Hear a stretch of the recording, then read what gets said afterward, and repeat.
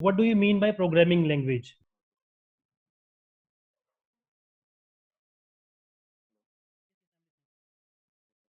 What do you mean by programming language? What is language?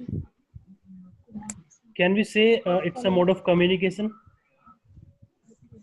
Language is a mode of communication. And when we talk about programming language, so it's a mode of communication between a machine and human being.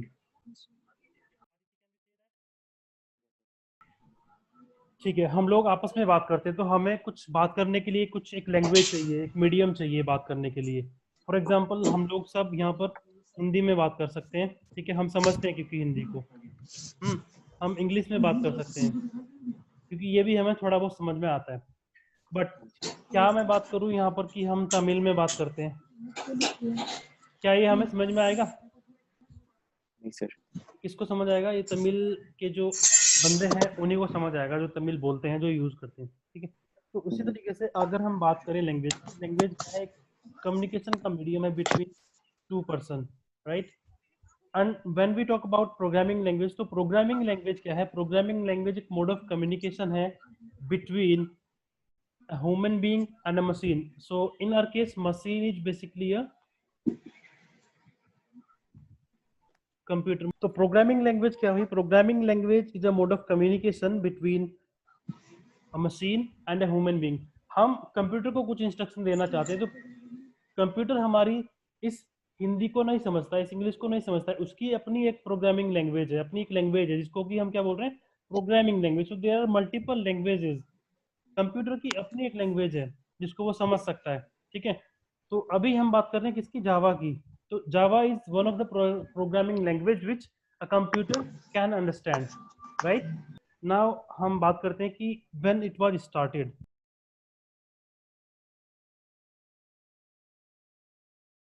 जावा का जो project है 1991 में इस पे काम start किया था। इसमें कुछ जो मतलब टीम थी जो इसके ऊपर काम कर रही थी, उसमें थे आपके जेम्स जेम्स गोसलिंग, एक बंदा था माइक, और एक था पैट्रिक। ये काम कर रही थी एक प्रोजेक्ट के ऊपर। उस टाइम पे मार्केट के अंदर सी प्लस प्लस अवेलेबल थी, बट एक ऐसी लैंग्वेज की जरूरत थी जो कुछ रिलायबल हो, रोबस्ट, जिसमें अच्छे ग्राफिक्स हो।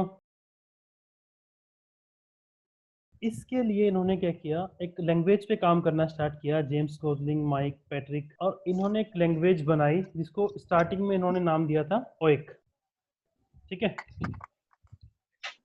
ओएक का नाम कहाँ से आया था? एक वहां पर जहाँ ये लोग काम कर रहे होते थे वहां पर एक ट्री था, ठीक है। उस ट्री को देखते हुए इन्होंने नाम दिया था इसका ओएक। तो जिस प्रोजेक्ट पे इन्होंने काम करना स्टार्ट किया था उस प्रोजेक्ट का नाम था ग्रीन प्रोजेक्ट, ठीक है। 1991 की बात है ये। देन जब ये इन्होंने इस पे मतलब काम इनका लगभग कंप्लीट हो गया, 1995 में इन्होंने जावा का अल्फा वर्जन रिलीज किया था। तो उस टाइम पे जो जेम्स थे, जो कोर टीम मेंबर थे, ये काम करते थे सन माइक्रो सिस्टम, एक ऑर्गेनाइजेशन है which is now acquired by Oracle. तो सन माइक्रो सिस्टम में काम करते थे उस टाइम पर जेम्स गोसलिंग। सो जो इनिशियल वर्जन था जावा का, Java alpha, it was released by Sun micro system in 1995, ठीक है।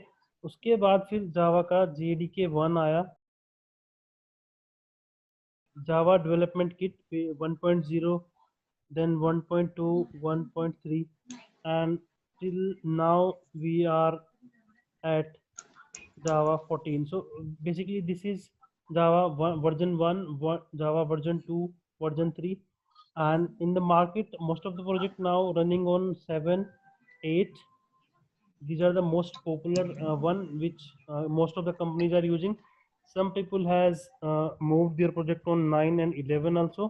The latest one is 14. So slowly companies are moving to Java 14. So in this class we will cover 7, 8 and 9. All right, so I will basically be teaching you 7. Later on, when we will done with 7, we will learn about the new features which were added in Java 8. Then the new features of Java 9 we will discuss. You will see, if you go through the internet, you will see something like J2SE, Java 2 Standard Edition 1.2, Mm-hmm. J2SE 1.3. So these are the basic means configurations comes with J2 J2SE stands for Java 2 Standard Edition. फिर इसका नाम जावा कैसे पड़ा, उसके ऊपर भी एक मतलब थ्योरी मैंने पढ़ी है. ये जो टीम थी जेम्स गोजलिंग, माइक और पैट्रिक की, ये लोग क्या करते थे, ये उस टाइम पर जब ये इस लैंग्वेज के ऊपर काम कर रहे थे, ग्रीन प्रोजेक्ट के ऊपर काम कर रहे थे, तो ये लोग कॉफी बहुत ज्यादा कंज्यूम करते थे. वो कॉफी आती थी जावा नाम का एक आइलैंड है वहां से. इनको ये लगा कि हम जो इतना अच्छा काम कर पा रहे हैं वो इस कॉफी की वजह से है, जो कि इस आइलैंड से आती थी. जावा नाम का एक आइलैंड है. आइलैंड के बेस पे नाम पे ही इन्होंने क्या रखा, इसका नाम जावा रखा. अब हम बात करते हैं कि हमें क्यों जावा सीखनी चाहिए, मतलब पर्पस हमारा basically why we should learn Java.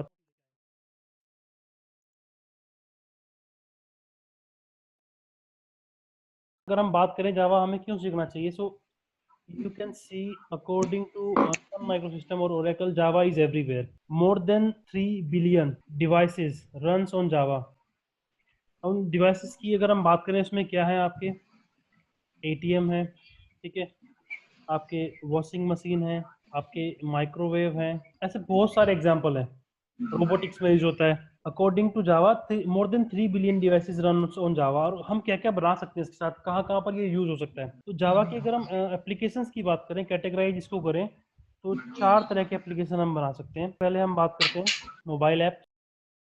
Third हम बात करते हैं device applications.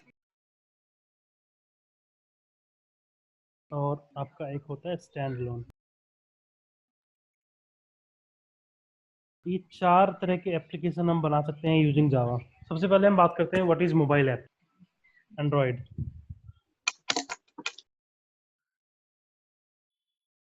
Using Java we can write mobile applications. Android की जो लाइब्रेरी है वो सारी किसमें है. Nowadays there is one more language which is Kotlin, which is getting most extensively used. One more thing is there which is called as cross platform. So there are another frameworks available like Ionic, Flutter is there, which is used to generate or to develop Android applications. So basically these are for cross platform mobile application development. Means once you can in one code you can write the application for iOS and for Android as well in single code, but the native is Java and Kotlin. Now comes to web apps. JavaScript. तो term आपने सुनी होगी during your engineering.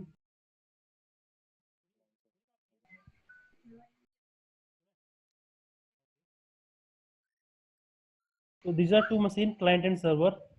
तो ये जो web based application है ये पूरा किसके ऊपर काम करता है, ये इसी आर्किटेक्चर के ऊपर काम करता है. यहाँ से यूजर क्या भेजता है, एक रिक्वेस्ट भेजता है, और बेस्ड ऑन द रिक्वेस्ट उसको क्या मिलता है, रिस्पॉन्स मिलता है. जनरली जो हम यूज करते हैं क्लाइंट, वो कौन होता है, हमारा ब्राउजर, ठीक है. और ये क्या होगा, ये आपकी एक मशीन होगी, heavy duty machine we can say, ठीक है, जो क्या करेगी, आपकी रिक्वेस्ट लेगी, उसमें से आपका जो आपने इंक्वायरी की है उसको एक्सट्रैक्ट करके उसके बेस पे आपको क्या करेगी, रिस्पॉन्स प्रोवाइड करेगी. फॉर एग्जांपल हम इसका अगर बात करें वेब बेस्ड एप्लीकेशंस की, फेसबुक वो ज़्यादा यूज़ करते होंगे आप लोग, IRCTC, Flipkart, Amazon, these are all example of web based applications. तो वेब बेस्ड एप्लीकेशन में बेसिकली क्या होता है कि हम एक एप्लीकेशन बनाते हैं और उसको बना करके यहाँ सर्वर के अंदर डिप्लॉय कर देते हैं, ठीक है. हाँ जी. इसको इंडिविजुअली हमें किसी डिवाइस के ऊपर डालना नहीं होता. जैसे अगर हम बात करें फॉर एग्जांपल कोई आप एक गेम खेल रहे हो मोबाइल के अंदर, ठीक है, लेट्स से कैंडी क्रश, ठीक है, तो वो आपको इंडिविजुअली क्या करना पड़ता है, इंस्टॉल करना पड़ता है आपके सिस्टम के मोबाइल के अंदर, ठीक है। या मैं बात करूं आपके सिस्टम के अंदर, हम कोई एक एक्रोबैट रीडर की बात करते हैं या माइक्रोसॉफ्ट ऑफिस की बात करते हैं लैपटॉप के सिस्टम के अंदर, तो वो आपको इंडिविजुअली स्टोर करना पड़ता है। ऐसा नहीं है कि आपने एक मशीन पे डाला और आपकी जो पास दूसरी मशीन है उस पर भी वो चल जाएगा, वहां पे भी आपको क्या करना होगा, इंडिविजुअली वो इंस्टॉल करना होगा। ऐसा ही है ना। हाँ जी सर। बट हम जब बात करते हैं वेब बेस्ड एप्लीकेशन की, तो इसमें क्या होता है कि हम एप्लीकेशन बनाते हैं, बना करके उसको हम कहाँ कर देते हैं सर्वर के अंदर कंटेनर्स होते हैं यहाँ पर। जब हम आगे बढ़ेंगे J2E की तरफ जाएंगे तो हम बात करेंगे कंटेनर्स क्या होते हैं। यहाँ पर हम अपनी वेब ऐप को डिप्लॉय कर देते हैं। डिप्लॉय को भी फिलहाल आप ये समझ लो कि जो मैंने अपना मतलब बनाया है एप्लीकेशन, उसको मैं यहाँ पर कॉपी पेस्ट कर दे रहा हूँ। यहाँ पर मुझे एक डायरेक्टरी मिलेगी इस मशीन के अंदर। It's like a simple computer. Server क्या होता है, वो भी एक कंप्यूटर ही होता है। उसके ऊपर आपको एक क्या मिलेगी, एक फोल्डर मिलेगा, स्पेसिफिक फोल्डर, जहाँ पर जाके आपको अपनी फाइल्स रखनी है, और फिर आप उन फाइल्स को कहीं से भी एक्सेस कर सकते हो अगर आपने उसको लाइव कर दिया। Live, what I mean by live is कि वो किसी एक पब्लिक आईपी से बाउंड आपने कर दिया है। जैसे आप क्या करते हो, गूगल ओपन करते हो तो कहीं से भी कर सकते हो कि नहीं, कि हमने एक बार एप्लीकेशन बनाई और उसको हमने यहाँ पर रख दिया और फिर अब कोई भी उसको यूज कर सकता है। नेक्स्ट है इसमें इंटरप्राइज ऐप। तो इंटरप्राइज और ऐप, और हम अगर वेब ऐप की बात करें तो बेसिकली इनमें कोई ज़्यादा डिफरेंस नहीं है। यहाँ पर क्या है इंटरप्राइज एप्लीकेशंस में, यहाँ पर कंसेप्ट आता है आपका डिस्ट्रीब्यूटेड कंप्यूटिंग का। सो डिस्ट्रीब्यूटेड कंप्यूटिंग में क्या होता है कि हमारा जो इन्वायरमेंट है वो एक जगह नहीं होता है पूरा। सपोज जैसे ये सर्वर है हमारा, इसी सर्वर के साथ सपोज हमारा क्या है, अब जो डेटा की, जो डेटाबेस की प्रोसेसिंग होगी, इस सर्वर के पीछे क्या होगा, कुछ डेटाबेस सर्वर भी लगा होगा। एंटरप्राइज आर्किटेक्चर की जब हम बात करते हैं तो हमारे पास बहुत सारी मशीनें रहती हैं, वो आपस में इंटरकनेक्ट होती हैं और ये आपस में कम्युनिकेट करती हैं बेस्ड ऑन सम टेक्नोलॉजी। इसकी अगर हम बात करें एंटरप्राइज एप्लीकेशंस की, तो जैसे आपके बैंकिंग्स के ऐप हो गए, that is the example of distributed computing और enterprise applications we can say. के बाद आता है फिर स्टैंड लोन एप्स। तो स्टैंड लोन एप्स हमारी वो एप्स होती हैं जो हमें हर एक मशीन पर इंडिविजुअली इंस्टॉल करनी होती हैं। सपोज आपने अपने सिस्टम पर MS ऑफिस इंस्टॉल किया तो वो आप यूज कर सकते हो, मैं नहीं यूज कर सकता। अगर मुझे अपनी मशीन पे करना है तो मुझे अपनी मशीन पर इंस्टॉल उसको करना पड़ेगा। जैसे स्टैंड लोन ऐप की अगर मैं बात करूं, MS वर्ड, फोटोशॉप,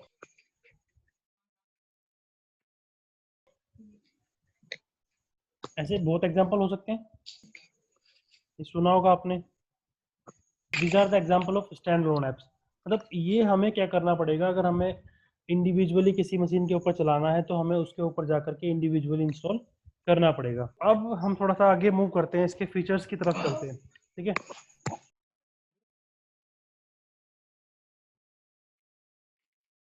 जो मैंने बात की है माइक्रोवेव की या वॉशिंग मशीन की,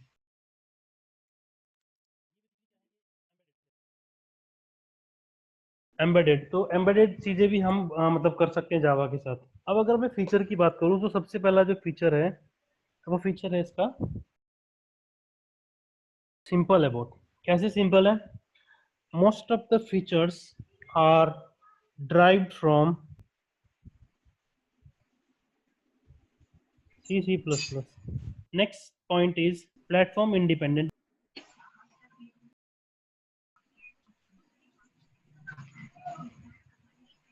ठीक है, प्लेटफॉर्म इंडिपेंडेंट का बेसिकली मतलब ये है write once, run anywhere, write once, run anywhere. अगर मैं बात करता हूँ एक सी के प्रोग्राम की, ये मैंने एक abc.c का एक मैंने फाइल बनाई है, यहाँ पर मैंने कुछ इंस्ट्रक्शन लिखी है, ठीक है। तो जो सी की फाइल होती है उसकी या तो एक्सटेंशन रहती है .c, या C++ की बात करें तो .cp भी रहती है। फिर हम इसको कंपाइल करते हैं यूजिंग टर्बो सी। कंपाइलर का एग्जांपल ले रहा हूँ, टर्बो सी। ये क्या करता है, इसको कन्वर्ट कर देता है किसमें, EXE फाइल में। अब इस प्रोसेस की अगर मैं बात करूँ तो यहाँ पर एग्जैक्टली क्या होता है कि इसमें जो इंस्ट्रक्शन रहती हैं यहाँ पर EXE फाइल के अंदर, contains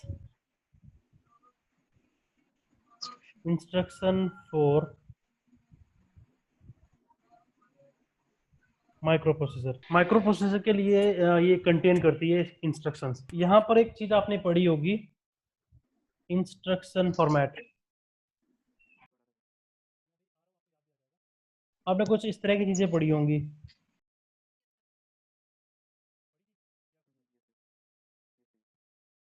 this is for just an example.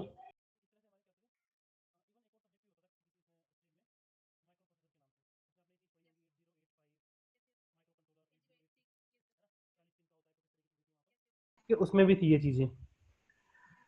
तो हर माइक्रो प्रोसेसर का अपना क्या होता है, काम करने का तरीका होता है, अपनी इंस्ट्रक्शन फॉर्मेट अलग होते हैं, काम करने के तरीके अलग होते हैं। तो मैं बात कर रहा हूँ कि ये जो मैं प्रोग्राम अभी लिख रहा हूँ abc.c, ये मैं विंडोज मशीन पे कर रहा हूँ, ठीक है। जो माइक्रो प्रोसेसर मैं यूज कर रहा हूँ, लेट्स से हमें इतना टेक्निकल नहीं जाता, 805 8086, सिंपल बात करता हूँ। तो ये चीज आपने पढ़ी होगी कि सेलरॉन का प्रोसेसर आता है, AMD आता है, राइजन, रेडॉन, इस टाइप के प्रोसेसर आते हैं मार्केट में। तो let's pick, I am on Windows use with Celeron.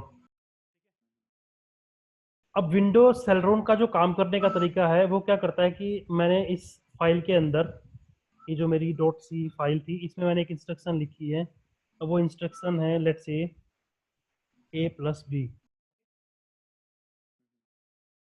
और ये जो विंडो प्रोसेसर है, इसको जो A+B समझ आता है, इसको ऐसे एज इट इज समझ में नहीं आता है। इसके माइक्रो प्रोसेसर को, इसके अंदर जो प्रोसेसिंग यूनिट है, उसको ये A+B ऐसे समझ में नहीं आता है। इसको कैसे समझ में आता है, इसको लेट्स से समझ आता है ऐड